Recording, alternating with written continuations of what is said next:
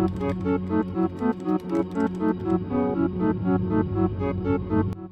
Cambridge Dictionary states the meaning of distraction as something that prevents someone from giving their attention to something else.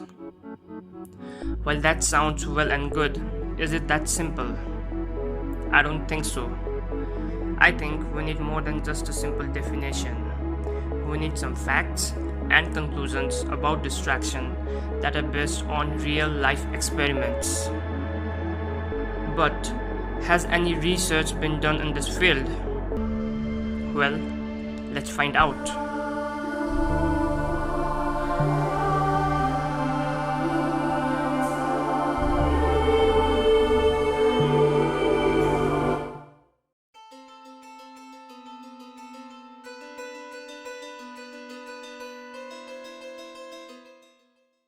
The following research was conducted at the University of Illinois by psychology professors Simona Buetti and Alejandro Lleras.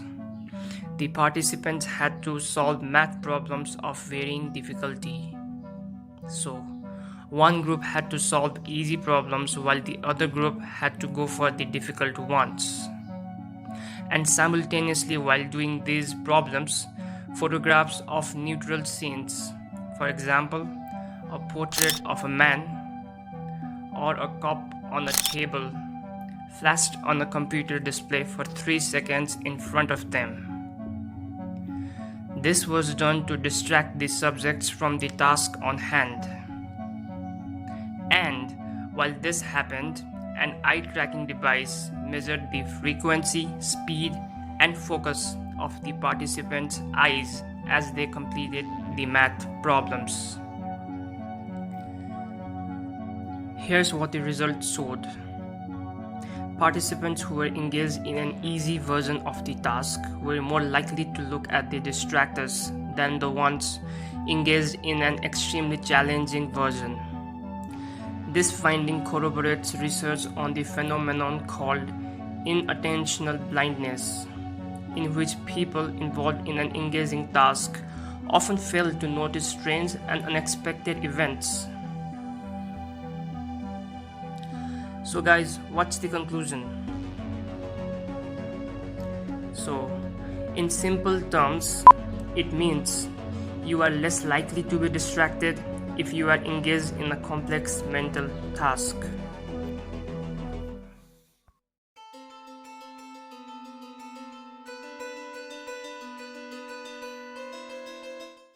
The same experiment as above continued further, but this time all the participants did a mix of an easy and difficult problems together. And interestingly, the result of this experiment showed that the difficulty of the task did not seem to affect the participants' distractibility. So, this finding led the researchers to hypothesize that the capacity to avoid being distracted is not driven primarily by the difficulty of the task, but is likely the result of an individual's level of engagement with the task in hand. They call this concept the engagement theory of distractibility. I know that sounded complicated, so let me explain it with a simple example to you guys.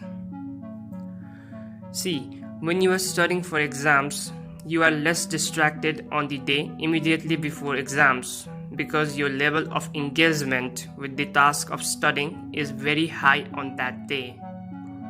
But when you are doing the same task of studying 2 months before the exams, you are more likely to be distracted as your level of engagement with that task is not very high.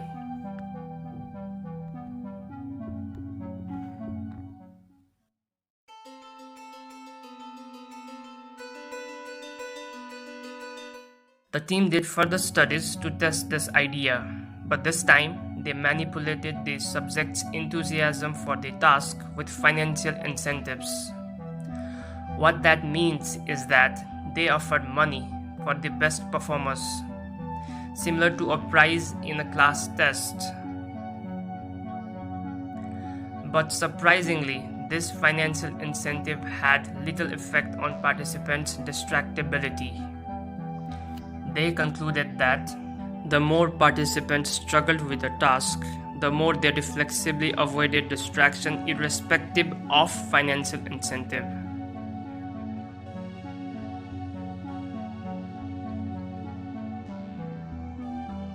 Now that we're done with 3 phases of research done at the University of Illinois, let me give you the final takeaways about distraction from the above experiment.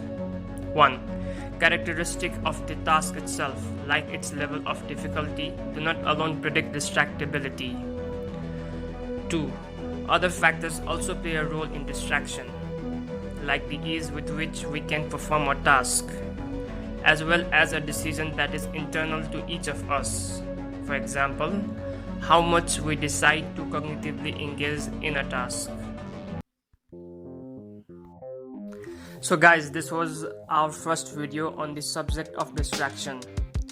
We will be making an entire series on this topic because we find this topic very fascinating and very useful for students all around the world. So, if you want to be the first to learn about these topics when the video drops, please consider subscribing, and also please consider liking and sharing the video, because doing this helps the YouTube algorithm promote this video to more number of people. This does not cost you an extra money or extra time, but it helps us and the other viewers of the video to make this video reach a lot of people. So please consider doing that, and thank you so much for watching. See you again.